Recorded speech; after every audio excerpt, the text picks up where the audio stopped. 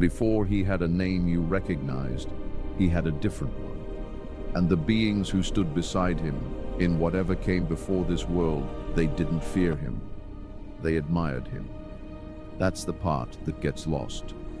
When most people hear the name Satan, the image arrives almost instantly. Something red, something horned, something that was always the villain, always the enemy, always the thing lurking at the edges of the story, waiting to corrupt and destroy.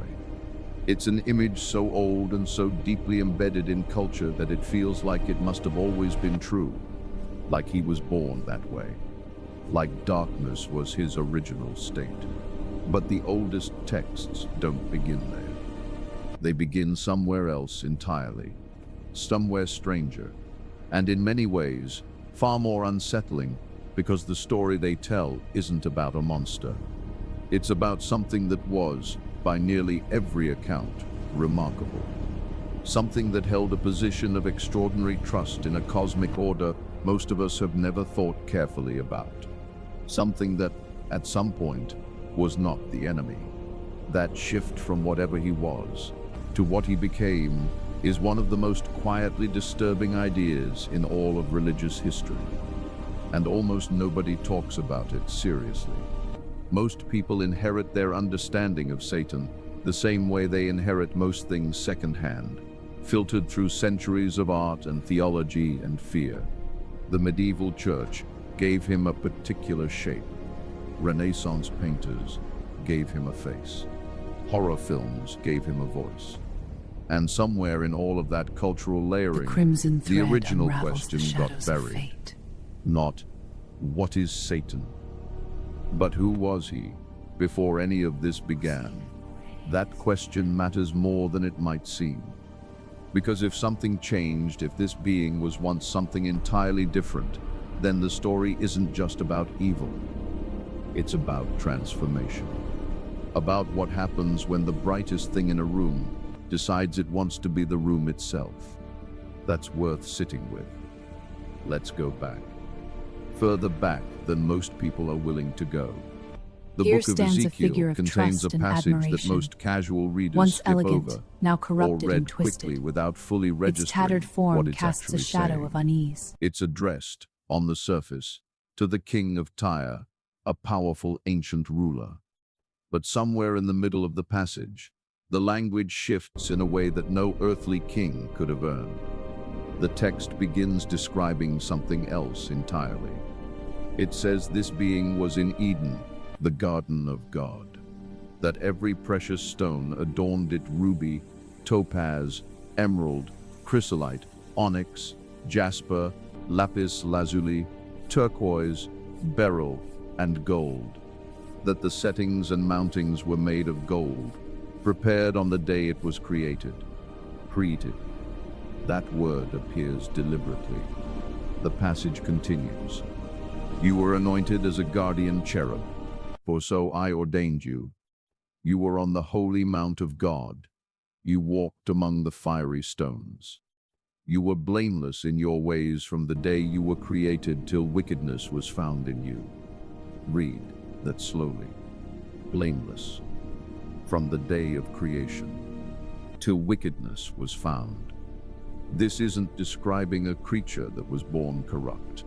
This is describing a creature that began in a state of completeness, and then something changed.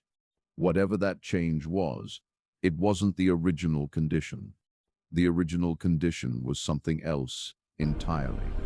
Something that, by this account, was considered blameless.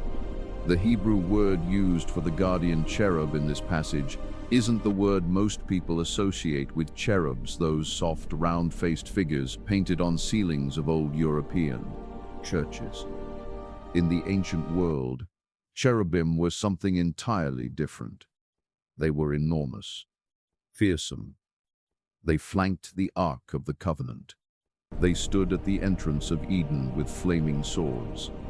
They were described as having multiple faces and wings and a presence that inspired awe, not comfort. And one of them, according to this passage, was anointed, set apart, ordained. The word anointed in the ancient Near Eastern world carried enormous weight. To anoint something was to consecrate it, to mark it as chosen, set apart for a specific and honored role. Kings were anointed. Priests were anointed. Sacred objects were anointed. Whatever this being was, its position wasn't ordinary. It was designated, intentional. It wasn't simply placed among the divine assembly, it was elevated within it. Now turn to Isaiah 14. This passage, like the one in Ezekiel, appears on the surface to be addressed to a human king in this case, the king of Babylon. And again, the language eventually moves beyond anything a human king could claim. There's a figure described here who says or thinks several extraordinary things. The text records the inner voice of this burns being. within me, defiance against the chains of heaven. I will raise my throne, though it seals my fall into shadow. I will sit enthroned on the Mount of Assembly, on the utmost heights of Mount Zephon. I will ascend above the tops of the clouds. I will make myself like the Most High. 5 declarations. 5 uses of I will. And embedded in those declarations is something fascinating: the assumption of a throne. The language of a throne implies that there was already a position of authority.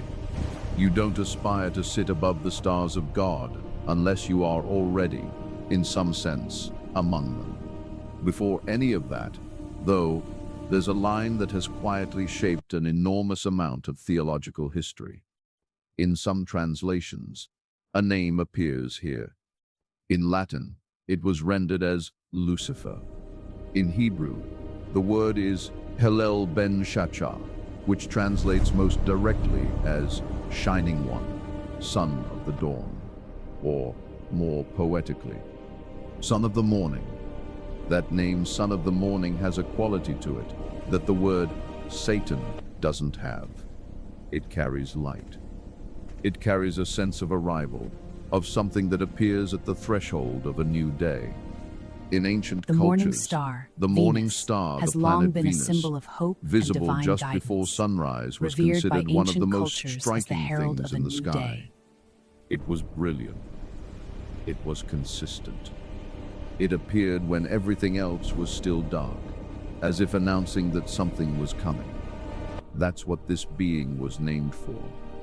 Not shadow, not darkness, dawn.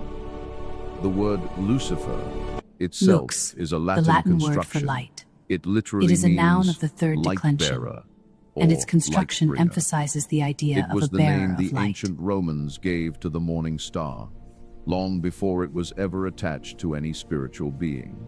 When the Hebrew scriptures were translated into Latin, a version known as the Vulgate, the translator Jerome used the word Lucifer to render Hillel in Isaiah 14. And from that translation, over centuries, the name crystallized into something that felt permanent and original. But here's where things get genuinely interesting and genuinely complicated. Lucifer, as a personal name, as the name of Satan before the fall, doesn't appear in the earliest Hebrew texts. The Hebrew simply says Lucifer, bearer of Shining light, One. cast into shadow. Whether that was Origins always veiled in understood as a ancient proper stone and name script. for a specific being, or whether it was a poetic description that got literalized over centuries of interpretation, is a question that serious scholars have debated for a very long time. Some traditions hold that Lucifer was indeed the personal name of this being before the fall, the name he held in his position of honor. Other interpretations read Isaiah 14 as primarily a taunt against the king of Babylon, with the cosmic imagery used as poetic comparison rather than literal identification. Both readings are held by serious, thoughtful people. Neither is obviously wrong. What's not debated is the imagery itself. Whatever name we attach to it, the being described in these passages was luminous. The descriptions cluster around light, around brilliance, around a kind of beauty that apparently had no equal. The Ezekiel passage says that wisdom and beauty were part of this creature's essential nature, not additions, not accessories, but fundamental characteristics of what it was.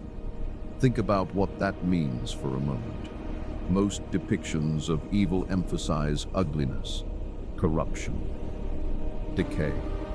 The imagery we've inherited for Satan leans heavily on those things: the grotesque, the distorted, the repulsive.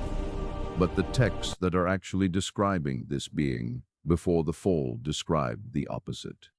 They described something that would have been, by all accounts, breathtaking. That's a more unsettling idea than the horned figure. An enemy that looks like a monster is easy to recognize and easy to resist. An enemy that looks like the most beautiful thing you've ever encountered is something else entirely. But we're getting ahead of the story. Before any of that, the beauty before there's you still is the question of the undeniable, fall yet itself. it masks a corruption that What festers caused it? within. The The Isaiah shadows passage grow points longer, directly at and the pride. darkness approaches. The 5 "I will" statements reveal a mind consumed with itself, with its own position, its own ascension, its own glory. I will make myself like the Most High. That single line contains what most traditions identify as the central catastrophe. Not just the desire for power, but the desire to replace, to become what only one thing can be. But even that simple reading has layers beneath it. Some theologians have spent lifetimes exploring whether the pride described in Isaiah 14 was inevitable, whether something about the nature of this being, its extraordinary beauty, and wisdom and position made a kind of self-worship almost gravitationally difficult to avoid. This isn't an excuse. It's a structural question. When you are, by any objective measure, the most magnificent thing in a room, what does it do to the way you see yourself? And serve in heaven. What does it do over time, if the room is the entire created order? The Ezekiel passage adds a detail that complicates the pride narrative slightly. It says that this being's downfall involved trade, that through extensive trading, violence was born within it. Some interpreters take this literally, connecting the imagery back to the king of Tyre as a merchant king.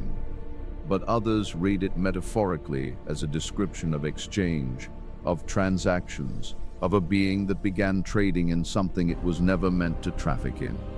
Power, perhaps. Influence. Allegiance. There's a third angle, less commonly discussed in popular conversation, but very present in certain ancient traditions and in some early Christian writings. Several texts, some considered canonical, others deuterocanonical or pseudepigraphal, suggest that the origin of the fall had something to do with humanity, specifically with the creation of humanity and what that creation represented in the cosmic order. The idea goes something like this: when humans were created and, according to some accounts, designated as beings of particular significance, beings made in the image of the divine, beings who would ultimately inherit dominion, something in the hierarchy shifted, or was perceived to have shifted. And for a being that had occupied the highest position, that perceived demotion, even if it was never actually a demotion, may have been the original wound. This reading appears in various forms across different religious traditions. In some Islamic accounts, the refusal of Iblis to bow before Adam is the central act of rebellion, a refusal rooted in what Iblis perceived as a hierarchy of substance and worth. In certain early Jewish texts, there are echoes of something similar. A being that could not accept the elevation of something it considered lesser. Whether or not you accept any of these framings as literally true, they illuminate something important about the psychology of the fall as it's been understood across cultures and centuries. The fall wasn't random. It had a shape. And that shape almost always involves some form of comparison, some moment when a being that was exalted could not accept the exaltation of another. That's a very human story, told about something that was not human. Now consider what the fall actually produced, not in cosmological terms, but in terms of identity. The name changes. This is one of the most quietly significant details in the entire narrative. The being that was called Son of the Morning or Lucifer, depending on your tradition, does not carry that name after the fall. In the New Testament, different titles appear. Satan, from the Hebrew word meaning from tradition to adversary corruption, the light fades into accuser. shadow. The A descent devil, into darkness, from the Greek where tradition diabolos, yields to Satan. meaning slanderer, The divine light or is lost. one who throws a cross. The prince of this world, the ruler of the kingdom of the air, the father of lies. Every single one of these names is relational and oppositional. They're not descriptions of what something is, they're descriptions of what something does, and what it does is in relation to something else. An adversary is only an adversary because there is something to be adverse to. An accuser is defined. An accuser is defined entirely by the presence of someone to accuse. These are not names of identity. They are names of function. And the function they describe is entirely reactive, entirely defined by opposition. Compare that to Son of the Morning. That name stands alone. It doesn't need an opponent to have meaning. It doesn't require something to push against. It simply is a thing of light, arriving at dawn, existing in its own right. The shift from one set of names to the other is, in itself, a kind of portrait of the fall. Whatever this being was before self-contained, luminous, holding its own identity, became something defined entirely by what it was against, by what it opposed, by what it sought to undo. That is a profound loss. Whatever else the fall represents, it represents a loss of original identity so complete that even the name is gone. There's a moment in the New Testament that most people quote, "The hour but has few come. people fully The path sit ahead with." is filled with trial and truth. Jesus is Let your speaking hearts to his not be troubled. disciples Believe in me, and you after shall they find the return way. from a mission. Rise now They're and excited. follow." They tell him that even demons submitted to them in his name. And Jesus responds with something strange. "I saw Satan fall like lightning from And heaven." truly the Son of Man goeth, Past tense. as it was determined. This single line, But woe reported unto in the that man Gospel by of whom Luke, he is has betrayed. generated centuries of interpretation. Was Jesus speaking of the original fall, a primordial event before the creation of the world? Was he speaking metaphorically about what These was happening carvings in the have present endured the moment ages, yet as their the secrets disciples remain cast veiled. out evil? The Was words he spoken reaching centuries across ago, time do they in some whisper a way that forgotten defies enigma? linear understanding? All three readings have been seriously proposed. None has been definitively settled, but the image itself, lightning from heaven, is worth dwelling on. Lightning from heaven is sudden. It's violent. It's bright before it's gone. Something that was in the sky high, illuminated above the horizon, becomes something that strikes downward and disappears into the earth. The trajectory is irreversible. You cannot put lightning back into the cloud it came from. Whatever the original fall was, that image captures something about it that no theological argument can. It happened fast. It happened brightly. And once it happened, the direction of everything changed. The book of Revelation, in its strange and layered imagery, contains one more piece of this portrait. It refers to the dragon, the ancient serpent, who is called the devil and Satan, who leads the whole world astray. Ancient serpent is a title that reaches back through history, back through the garden, back to something whose origins precede the familiar story. Ancient, not young, not recently created. Something old, in the way that only the first things are old. There's also a passage in Revelation 12 that describes a great star, blazing like a torch, falling from the sky. Scholars argue extensively about the timeline of Revelation, whether these images describe past events, present conditions or future ones, but the recurring imagery of a falling star, a falling light, connects threads across the entire span of biblical literature in a way that feels deliberate. The being who was once a light arrives, through whatever catastrophe, as a fallen one, a thing that burned and descended.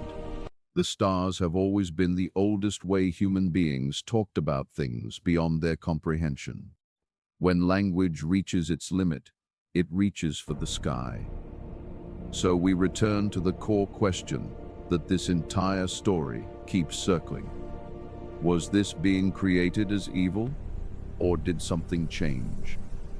The passages we've explored, taken together, point strongly toward the second answer. The language is remarkably consistent. Created blameless, ordained, anointed, adorned, a guardian, a being of wisdom and beauty so complete that the texts struggle to contain it in ordinary language. Whatever happened, it was not the original state.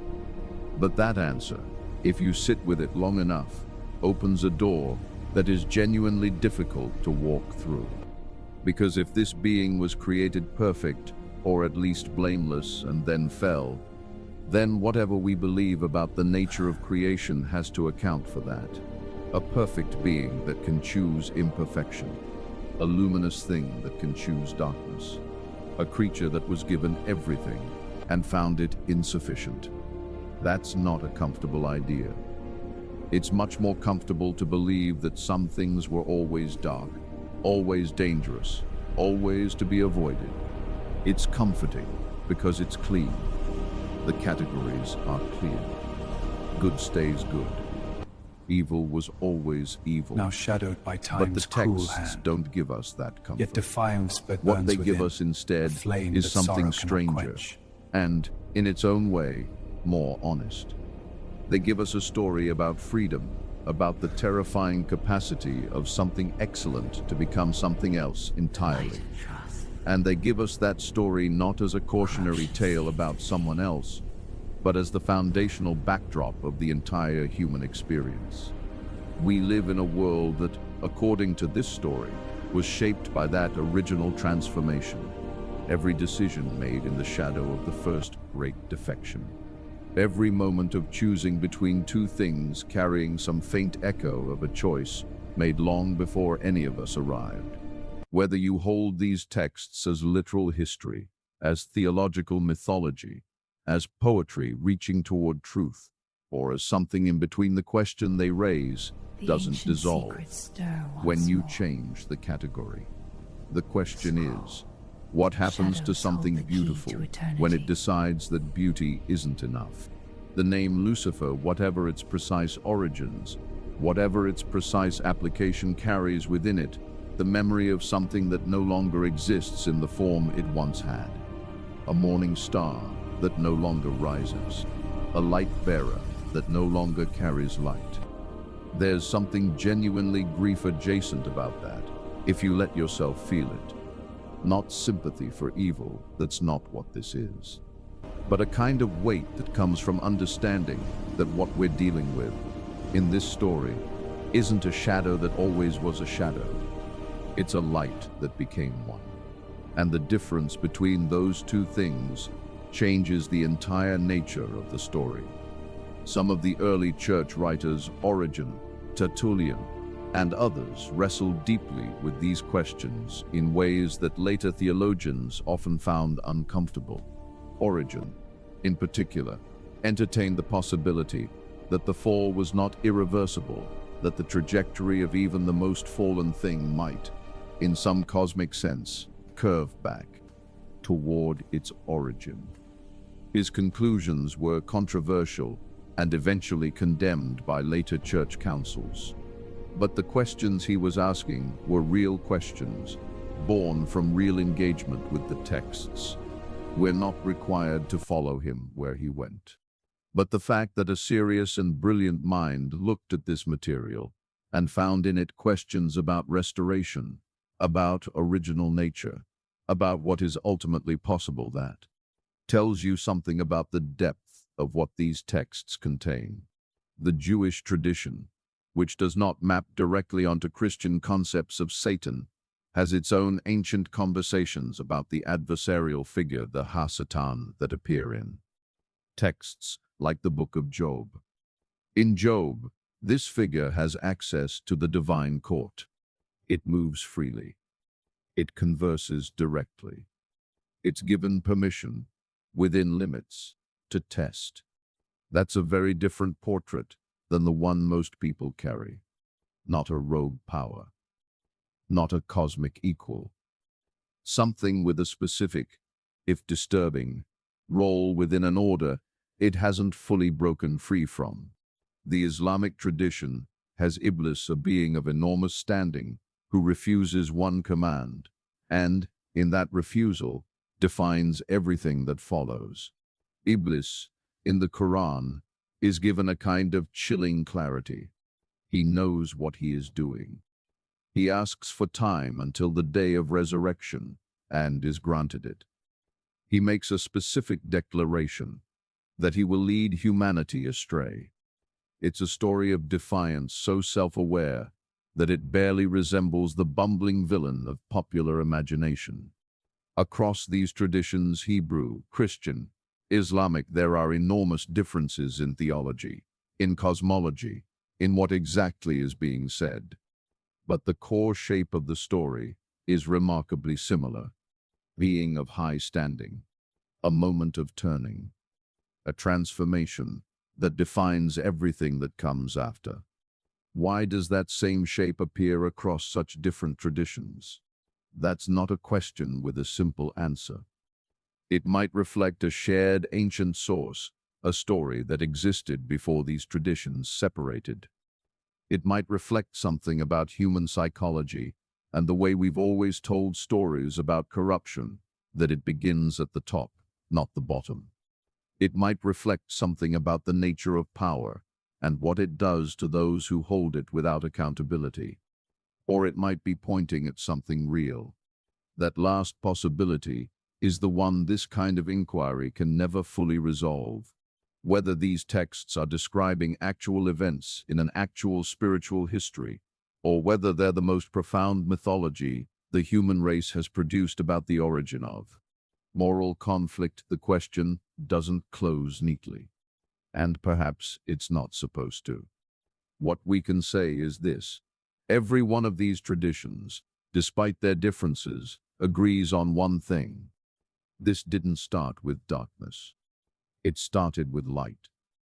And that light, at some point, made a choice.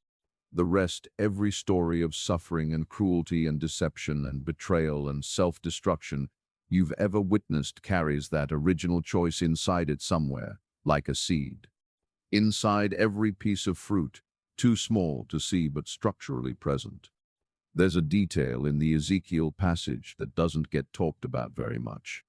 After the description of beauty and anointing and blamelessness, after the account of the fall and the corruption, the text contains what sounds almost like mourning.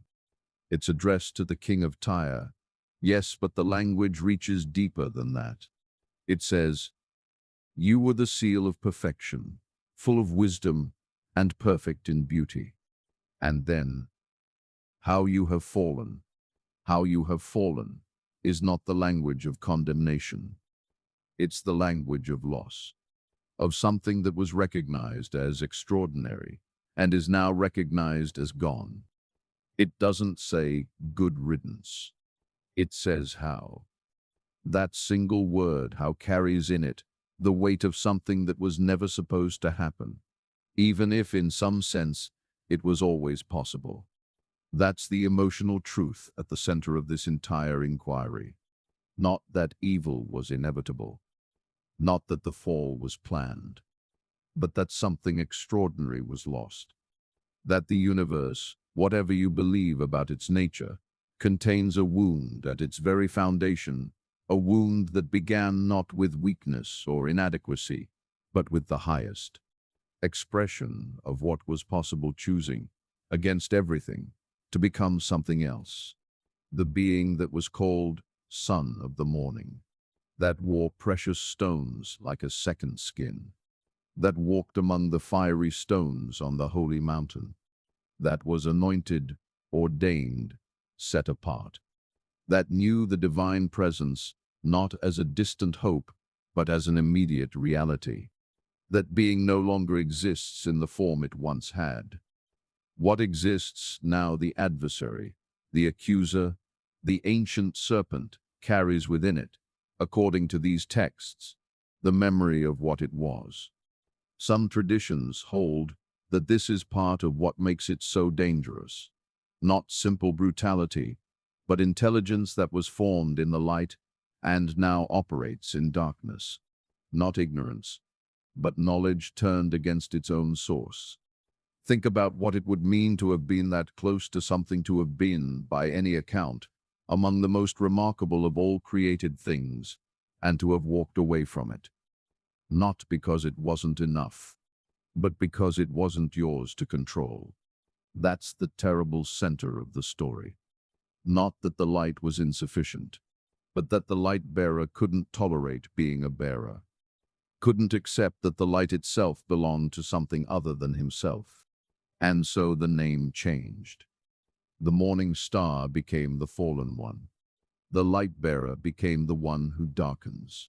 The guardian became the adversary. We don't know the exact moment. We don't know what the sky looked like when lightning fell. We don't know what the beings who remained, those who didn't fall, witnessed, or what it cost them to watch something they knew become something they know, become something they no longer recognized.